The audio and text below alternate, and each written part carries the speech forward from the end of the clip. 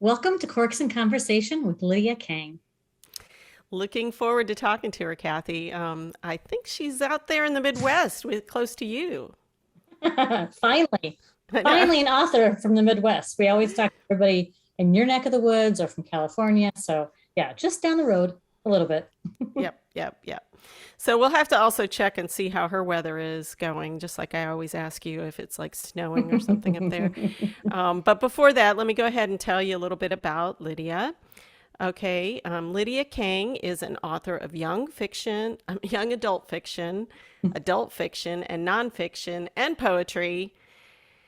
And she graduated from Columbia University and New York University School of Medicine, completing her residency and chief residency at Bellevue Hospital in New York City. She is currently a practicing physician who has gained a reputation for helping fellow writers achieve medical accuracy in fiction, which is always good. Her poetry and nonfiction have been published in JAMA, the Annals of Internal Medicine, Canadian Medical Association Journal, Journal of General Internal Medicine, and Great Weather for Media. I don't know. That sounds great to me. I like great weather. She's her book, and I must say, she's not just an author of all these books. She's an award-winning and best-selling author, okay, and novelist. And her book is her latest book is The There it is. Half-Life of Ruby Fielding, and it's quite a page-turning historical thriller Yeah. set in New York City in 1942. So Lydia, she believes in science and knocking on wood. So that's good. She currently lives in Omaha with her husband and three children. So, Lydia, it's so nice to have you with us today. Thank you guys for having me. It was like such a sweet introduction. I appreciate it very much. Oh, And well, yes, we're I am very in the impressed. Midwest. You are. And I is am it so thankful. snowing?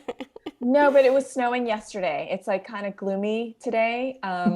Like I think like 4 days ago it was 90 degrees, Oh, goodness. and then it snowed the next day. This is Well, this is what we this deal but with this over here. this we're recording a little early, so probably by the time this comes out, and this novel actually comes out because it's before your book birthday, Hmm. correct? Yep. Um, by the time everybody's hearing this, it'll probably be just 90 degrees all the time, right?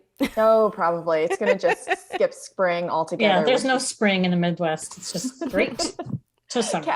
Kathy, where are you situated? I'm in South Dakota, so I'm a little Oh, north. okay. And a good friend of mine is from Omaha, and so we always compare her parents' weather. And to me, Omaha has the nicer Midwest weather because you're further south than we are, and so Yes. it's always a lot nicer there. It's a little nicer than the Dakotas, but it's still Yeah. like I have friends on the East Coast and we're always like, it's kind of like the West Coast. We get four seasons, but like everything's worse. It's just more extreme. Yeah, Exactly. Yep, exactly. yep. Well, we're so thrilled you're here with us today. And Lydia suggested that we drink a Shiraz or Syrah, whatever you want to say. Rosé. Shiraz. I think I said Syrah. rosé, but Syrah's good too. What do Oh, you Oh, no, guys you you think? did did? say rosé. Yes, she said the rosé. You're, Christy, you know what you were thinking of? I'm so embarrassed. No, I was reading the script. No, you're right. We were I going to, know. I'm thinking of next week's wine. Oh, well. uh, But it doesn't really matter because it's all good because Yeah, okay. it's I, all I good. don't actually usually drink in the middle of the At 4 o'clock. afternoon. Yeah. This is very special, and I have a really funny story about the wines, which I will tell you in a bit. Oh, that's Go ahead perfect. and That's tell us right awesome. now. Yeah, I Yeah. want to hear Okay, it. so we decided we were going to drink a rosé, which is one of my new favorite wines to drink. I just like, a nice fruity but dry rosé. And I'm not very picky when it comes to wine. And so you guys suggested like, hey, let's get this brand. It's very reasonably priced. So I sent my husband on an errand. I'm like, go find this wine. And I'm like, it's at this store. So he goes to the store and it's sold out. And there's no No, there's no other place in Omaha that has it. And he's like, well, what should I do? And I'm just like, just grab anything. I don't care. Just less than just $20. Just take get this a off my brand. list. Yeah. Yeah. So I was like, just like get something that like looks reasonable. I don't know. So he grabs something and he brings it home. And he brings home this bottle of Kim Crawford Rosé, which is a New Zealand wine. And I'm Hmm. like, that's the wine that's like always like there's an ad on it on YouTube all the time. And I'm like, It's good though. I wouldn't know. I've never had it before. And I'm always like, I tend to stay away from wines that are like advertised on television or like YouTube or something. Cause I just like, it's sort of like, I'm like, is it really good? So I've never tried it. I'm a little bit snooty because I'm sort of like, is it really good? Because it advertises so much. And I have it right here and I will break it open and we will start. But I'm really curious to see, the reviews are pretty generally favorable. Yeah. So what the heck? We'll try it out. Yeah. But I was like, I've had the Kim Crawford Sauvignon Blanc, and that's good. Is it? Yeah, it is. So hopefully the rosé is equally as good. So Okay. Drinking a different wine because of our Well, I know, and I was excited about doing the rosé. Cathi had chose that, and I'd never heard of it. What was the one that we chose that we couldn't? She couldn't find. It was like had a really cute name. It did have a cute name. Or something. Yeah, Rock and Roses or something like that. Or yeah, and I had picked it because it was on like YouTube. No. No, TV commercial. Yeah. Christie, Total Wines, because that's what Christie. Oh, okay. No, I know because in South Florida we have Total Wine. Yeah, and I thought, in Omaha they'll probably have that too. And it turns out I couldn't get it here. I actually saw. Isn't that funny? It's so funny. I was like, also, well, tell us suggestion. how's the Kim Crawford, and we'll try that. Okay, all right. It's good. Okay. It's really floral and fruity. But it's not like, it's funny because I read the reviews and some people are like, it's nice and dry. And other ones were like, it's too sweet. And I'm like, how can it be both? I don't know. And it actually toes the line between like dry and sweet. Like there's a tiny bit of sweetness, but it's not very overwhelming. This is good. Okay. I like it. That sounds good. Especially for hangover. Yeah, and especially for is 4 it o'clock one in the that afternoon. you can hide poisons in really well? I don't. Some, but not all. This would be better probably for that. Yeah, I know, because you could like hide a lot in that. How's yours? Is it Syrah? How's your Syrah? This is good. This is the layer cake Syrah, and it's Australian. It's good. We've had this before, haven't we? Well, and I guess we'll have it again, but you'll be having it multiple times. Yes, now. We will. I threw everything off because I had that in my head for some reason. No, I think that's somehow it works out. Like us with our like random wine buying. Like he was basically like, I'll get this one, and I'm like, it's like he shut his eye. Yeah, I know. I know. Yeah. It's good though. It's delicious. Yeah. That's really funny. Right, so good. Now we've got our wines. Our wines. And so I'm going to tell everybody a little bit about the book before I ask some questions, because, one, it's a historical thriller, which, we don't seem to do a lot of, but lately I've been enjoying some, and I really enjoyed this book. This was set in World War II time in New York, and I loved all the science aspect. I'm wearing my white coat because I thought it looked like a lab coat to go with it, but yeah, so it's set in New York, and the two main characters are brother and sister, and the brother Will is secretly working on the Manhattan Project, and then this mysterious woman shows up, and everybody was wondering who's a spy, who isn't. I mean, it is twisty turny. You don't know who does it till the end. It's one of those that, and I hesitate to say much more than that because I don't want to give anything away. And I was pretty floored when I got to the end of it. And it was one of those books where I went, oh my gosh, how could that be? Wait a minute. You want to look back and see, okay, I'm going to catch this author. She messed up somewhere because there's no way I couldn't have picked this. So that made me wonder, when you were writing it, did you have the whole thing plotted out as far as, who was going to be the bad guy and everything? Or did you not? Are you more of a pantser and then have to go back and make sure that everything fit? I mean, how do you approach it? So yeah, I had to know exactly how this ended before it started. So before I, open up my my writing document and start page one, like I know who the bad guy is, I know how it's going to end, and I generally know the twists and turns, but I usually don't have them perfectly figured out. So it's funny to hear you say, like, my goal in writing these oftentimes is like to surprise people, because there's a lot of people who read thriller after thriller after thriller, and they're just like, they get so much joy in like, I guess that, like, I knew it was them, I figured it out.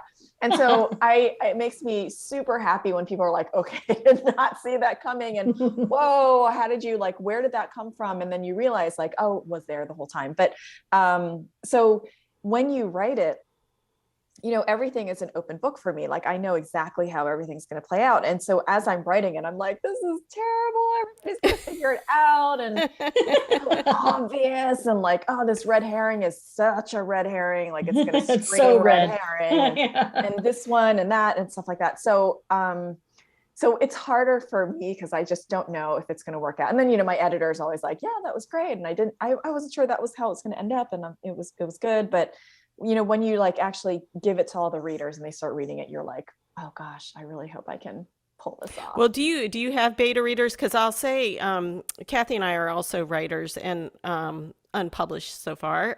But I was the same way. I didn't want anybody to know, but I wanted to give clues, but not, you know, and also, like you said, the red herrings.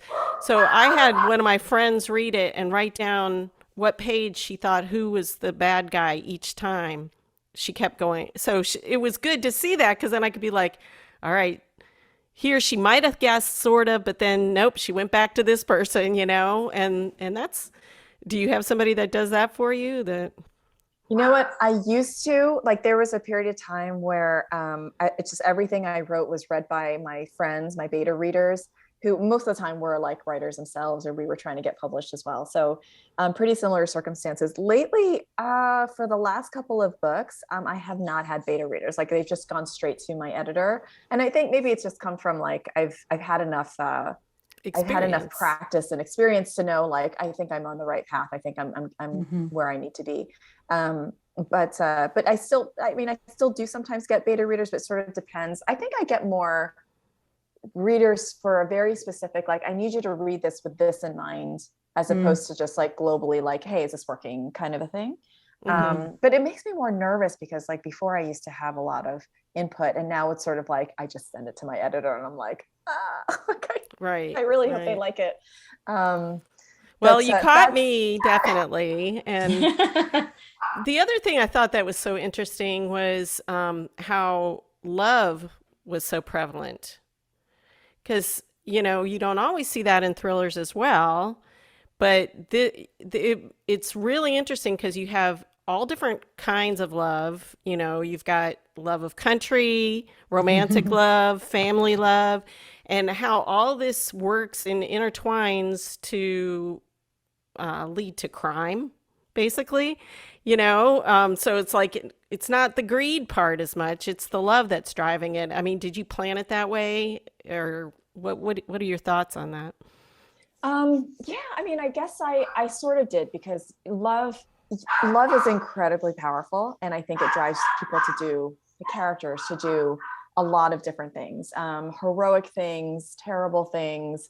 And it also is, emotion's a really interesting thing, because we make a lot of conscious choices using our intellect and our logic about what consciously makes the best sense. And when you stick emotion into it, it throws everything for a wrench, because you can't think with emotion. It changes, it colors how you see things, how you react to everything. And I find that a really fascinating interplay between, you know, your cognitive logic and then what emotion drives you to do. And that's just constantly happening in this story. Yeah. I love that. It's good. It's good. I love that, because, you know, you think, what would life be without emotion, right? That's where all of the highs and lows come in. But it, like, as you say, not the best indicator of what decisions we should make. Weird. You can't really separate them. They're very hard to, it's really interesting.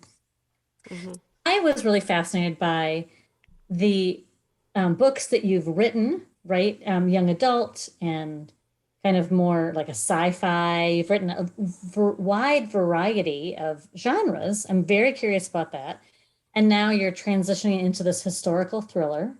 And so I was curious if there are some elements from previous genres to this one. that you've found, like science, the role of science in all of those.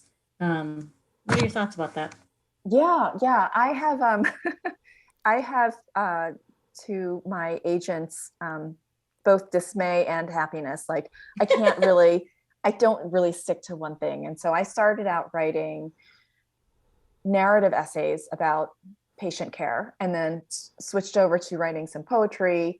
And then I decided I'm going to try to write young adult. And so this was in like 2009, when young adult was like a huge driving force. There's so much good books out there, and I was reading a ton of it, and I was really having fun with it. And I was like, I just want to give it a try. So the first book that I wrote was kind of like a urban fantasy. It didn't sell. The second one was historical fiction. That didn't sell. Third one was science fiction. That one did sell. That one was Control. And then it had a sequel. And then after that, the whole dystopian thing that happened in YA just kind of just fizzled, right? And so all of a sudden, nobody wanted to see science fiction anymore. And so I had this great idea for historical fiction. And I was like, I would love to do this. And my editor was like, this is great, but two, you just went from science fiction to historical fiction. Like, how possibly end of the spectrum, the two spectrums could you get? And then as she was reading it, she was like, you know what, Lydia, this isn't young adult. This is adult. Like, this is reading the voices, the characters, the situations, everything about this is saying this is adult. It's not YA. And so I ended up sort of parting ways with her, and we went on submission. And that book was A Beautiful Poison, which is set in 1918. And that got sold to Lake Union, which is where now all my historical fiction books are. And then I started doing this historical fiction thing, and it's been a run of 4 books in historical fiction. There is a commonality of the fact that they're all in New York. They all have family members along the same sort of bloodline. Oh, that's cool. Yeah, so it's funny, you can pop in and read each one separately, but if you watch it kind of carefully, and I think at some point in time, like on a website or something, I really should put a family. Yeah. I didn't realize that. I did. Yeah, that's cool. From this one. Yeah. So the main character in A Beautiful Poison, her name is Aline. She is Dr. Fielding in this book. So yes. And so Ruby is basically the daughter. Yes. Okay. From I love that. Yes. And the child in A Beautiful Poison, there is she's kind of I don't want to give it away who she is, but there's sort of a person that ends up getting adopted into the family, and her name is Holly, and Holly is in this book. So Holly grows up to be in The Half-Life of Ruby Fielding. So if you like the books and you're sort of careful enough to sort of notice the details, you will see the different characters show up throughout. They're like Easter eggs kind of hidden. They are. They're absolutely, and they're like my Easter eggs, because I don't think anybody really cares but me. So do you have to do a spreadsheet to keep track of that, or is that just really clear in your mind? It's not a ton of family members, so it's not too difficult to have to do a spreadsheet, but I had to do a little bit of math, because sometimes I would mention the character. So Cora Lee, who's in The Impossible Girl from 1850, that book. So she is mentioned in multiple books as I had this I had this crazy great grandma who apparently might have been a half Chinese woman who was a grave robber.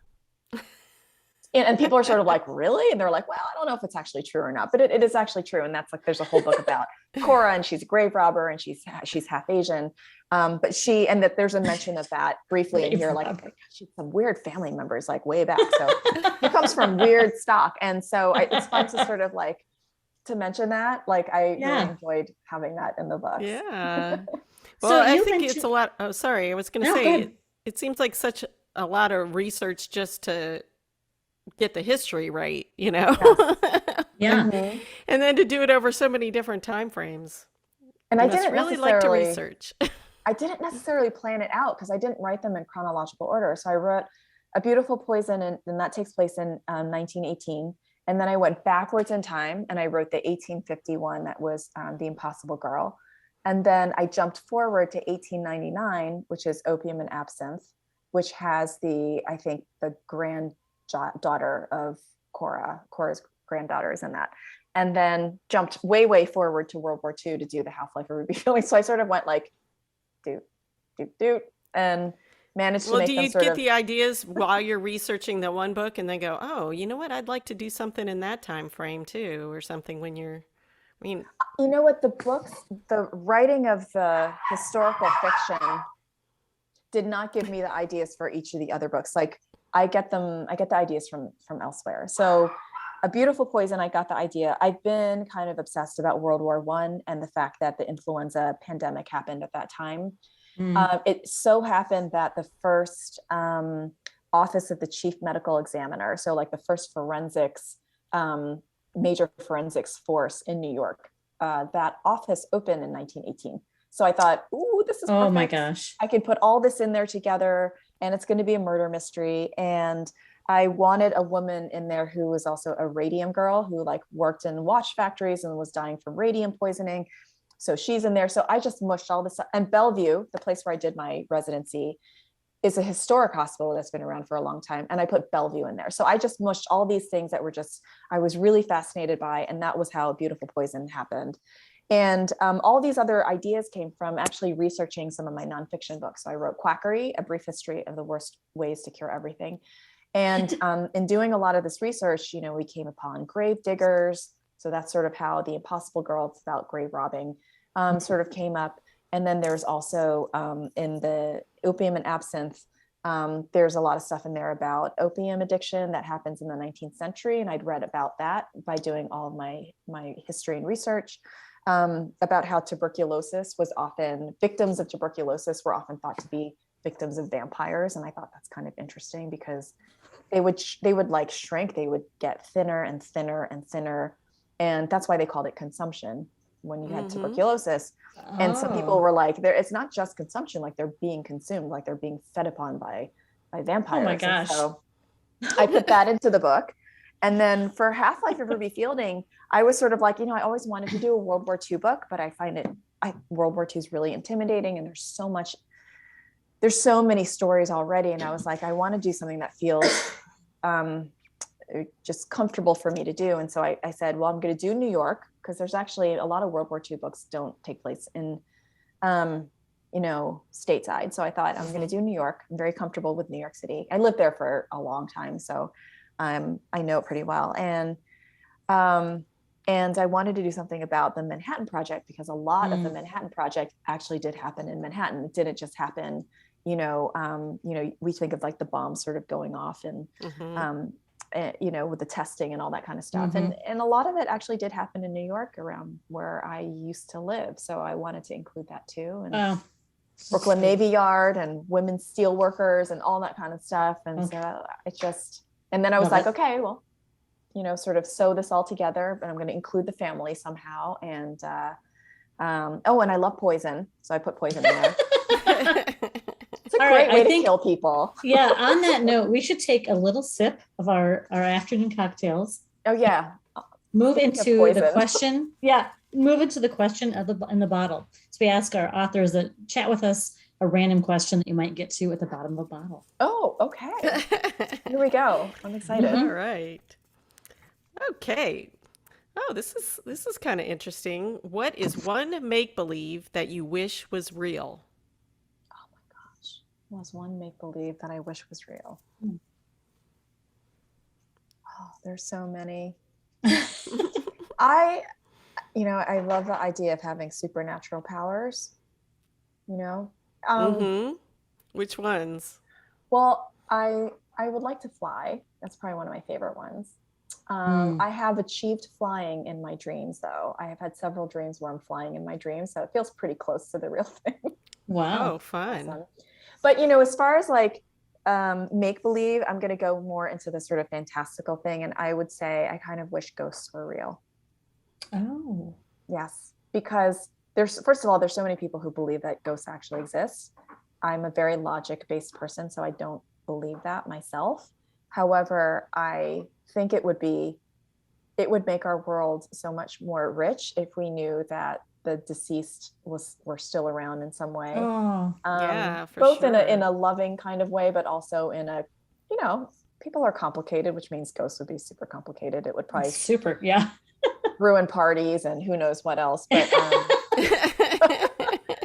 But That I makes think me- that would be really cool. I know. I'm always That makes thinking, me think okay, of that as long movie. as they're good Yeah. ghosts, right? Yeah. They're not always going to be good. That's the No. thing. They would be as complicated as we are. So sometimes they would be friendly and sometimes they'd be in a terrible mood. And some of them might be, you know, I don't know, just really troublesome. And Serial killers. good. They're probably also serial ghost killers, like ghosts that kill other ghosts. I mean, it's just a whole other dimension. Like a whole level of things. It would I be. think of the remember the movie Ghost with Patrick Swayze? Oh yes. And there was a like a really angry guy that he found on the other side, like a Mhm. ghost. Oh yeah, I remember Screaming. that. That's That guy that's what I always think. freaked me Wow. out. I still Yeah, can me picture too. him right now. And then you would have to have like ghost psychologists and ghost psychiatrists to just help them, like, you need to Then, like then we're settle getting now we're down. getting into Sixth Sense, see? Because I that know. guy was like And then you would need insurance for the ghost. It I was would be gonna so say. pay for the insurance. It would be so complicated. It was very Oh, complex. that's good. I know. That's a really good answer. Thank That's a really you. good answer. Christy, what would you say? Yeah. Oh gosh. I know. Now that I'm like, now that sounds really interesting, but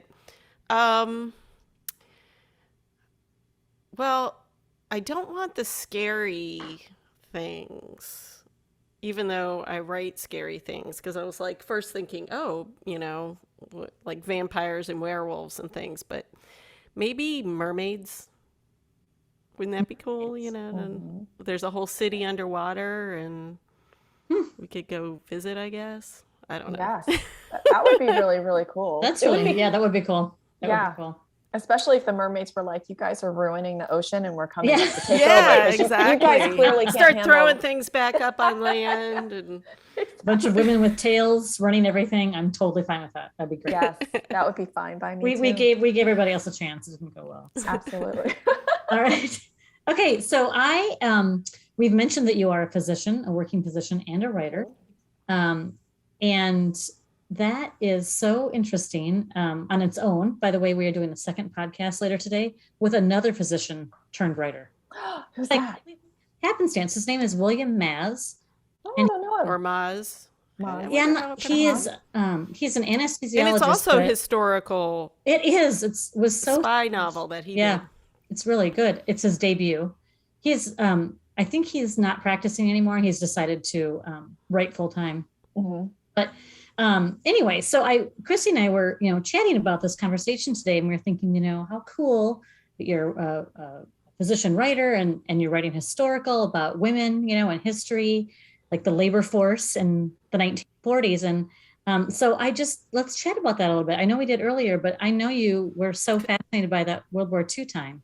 Yeah, and in that there was a woman physician, but it was so Yeah. rare. I mean, they made a big Yeah. deal, Yeah, Uh, yeah. So It it has was changed. really rare. Absolutely. And I wanted to highlight that a little bit because it's such a, when you get a situation where like the status quo is that women don't work, women are not in medicine, and you put them in there is that tension, right? And I Mhm. love to play with that tension.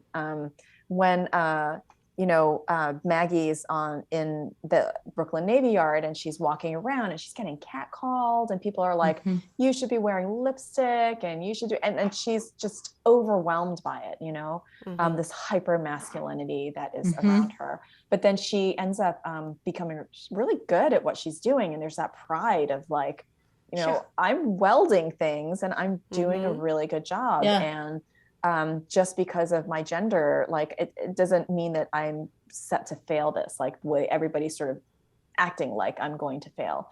And I love that idea of just breaking those boundaries and breaking through those stereotypes because, I think women still have to do that today. I think there are a lot of people who have to constantly break through these gender stereotypes of, what is your gender and what people think you're capable of based on what you look like. It just drives me nuts. So, yeah. I think it's still in the fields that you're in, both writing and the medical field. I mean, it's just been probably in like the last 20 years that you see more, I don't know, closer to equivalent, but I don't even know when you look at it, probably Yeah. it's still men outnumber the women in those professions as well. Well, I had just my daughter is a biochemistry major, pre-med, And so we talk about this a lot because I was a lawyer in my previous life, and I was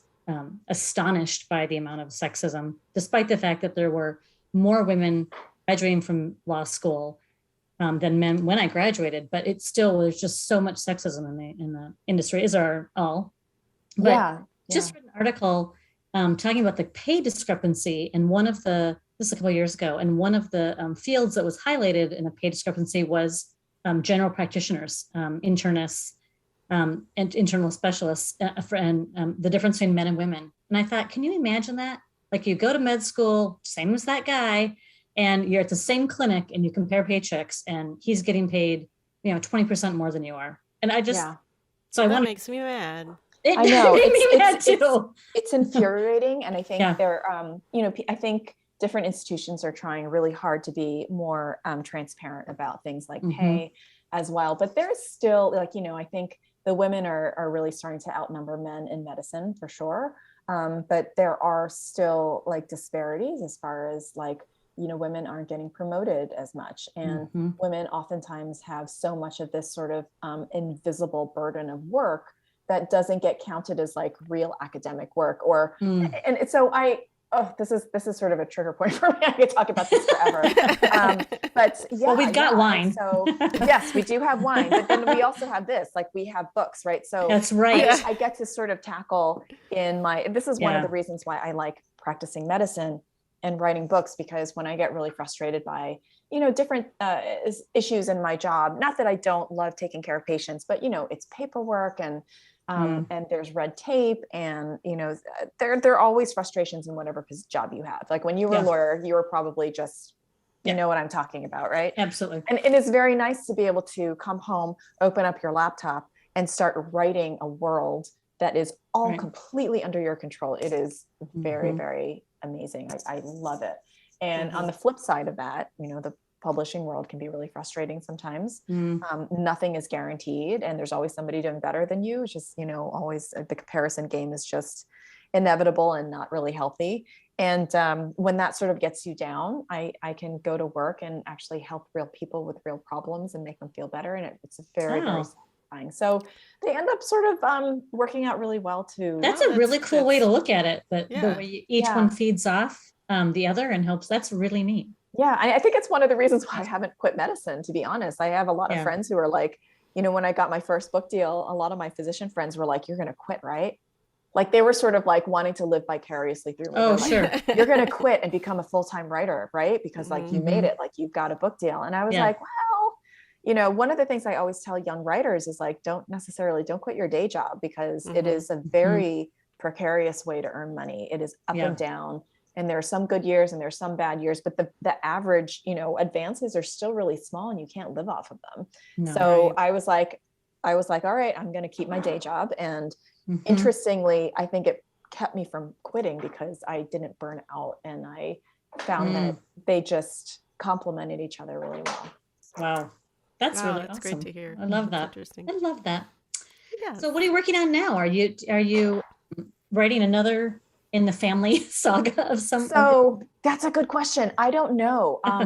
I feel like I have written so much about like everything in New York, 4 books in New York, family, historical thrillers kind of a thing. And I have an idea for another historical novel, but it takes place in France. I haven't written it yet. Then you just have to go to France, right? To research. We'll join you.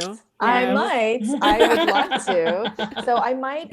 So I'm thinking about doing that, and I have another young adult book that I'm thinking about trying to write. So I'm sort of in this like, sort of like stage of just starting to like, should I put this together and should I put that together? And we're also thinking about putting another book out that's going to be a follow-up. So we've done Quackery and then Patient Zero. These are my 2 nonfiction books, and we're thinking of a third, but so we're sort of mulling that's over what I that wanted to idea. ask you about as well, because Cathi and I are always fascinated about co-authors, and how they work together. And so I got to get these books. I mean, my background is science, so I was like, this is going to be so fun. And, but I was like, how did they come up with this? How did the collaboration come about, and how does it work?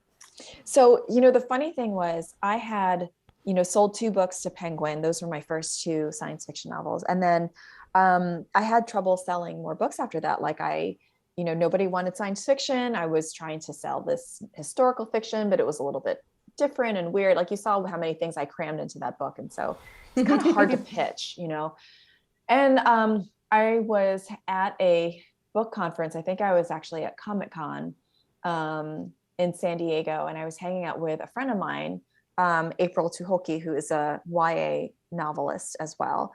And she now writes picture books, and she's also working on adult work as well, but and nonfiction. But anyway, we were friends, and I was having lunch with her and her husband, Nate Peterson. And she was like, you guys should write something together, because Lydia has this like background in medicine and science, and Nate was an historian and a librarian, and he and a journalist. So he was, used to writing a lot of articles and stuff like that. And she was like, you guys should write something about some weirdo, like medical history thing, and I didn't really think much of it. I thought, yeah, sure. That sounds great. And so Nate emailed me later, and he was like, I think we should write a book about quacks, like weird quack doctors and quack medicine and stuff like that.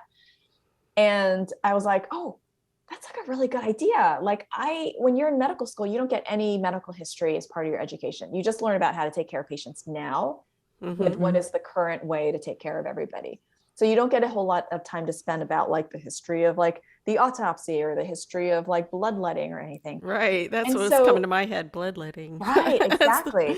So Nate and I were like, okay, we don't know what we're doing. We're just going to put together a proposal.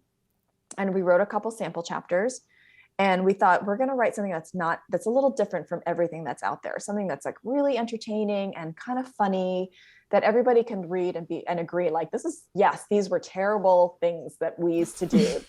Horrible idea to use leeches to cure love sickness. Horrible idea to use a burning cautery iron, like, sizzling against your skin to cure fatigue. Like, it's just terrible, terrible. So anyway, we put this proposal together, and it sold to Workman. Workman Publishing did a wonderful job of putting it together with these really great graphics and illustrations, and we found lots of old-timey photographs, and it was just beautifully put together. And we had a blast writing it. And the way that we wrote it, because you had a question, like, how do you co-op it? Yeah. So I don't know, nonfiction's a little weird. Like, the way that Nate and I did it was that we decided on the table of contents. We're like, these are all the things we're going to write about. And we just divvied them up. Nate was like, I want to write the one on alcohol. And I was like, I want to write the one on opium, because I think the history of opium is really interesting. And he's like, oh, I'm going to do this one. And I'm like, I want to do the one on eating corpses, because that's so gross, and I want to figure out why people were eating corpses. So that's what we did. We just like sort of divvied it down the middle. We wrote our chapters separately. We would exchange them and fact check them, and then send them back, and then revise again, and then we would send it off to our editor, and then we do more revising and stuff like that. And that's how we did it. And that's how we did Patient Zero as well. So Patient Zero is a curious history of the world's worst diseases, and it tends to be about pandemic type illnesses. So we talk about like typhus and typhoid and tuberculosis and, just every horrible disease, including COVID. We talk about the plague and all these kinds of things. So did you start that one after the we started pandemic it before COVID. We started it. Did you really? We started it before. We did. I was going to say, you got it out quick if you didn't. We did write it fairly quickly. So we knew we were going to write about it, and we'd heard like, oh, maybe there's something. I was like, hey, I was looking at the news, and there's like an outbreak in China right now. And I was like, since I was writing a chapter on like how are outbreaks contained, or how are outbreaks like, how does a public health cavalry like just come to the rescue when there's an outbreak? And I'm like, oh, this might end up in the book.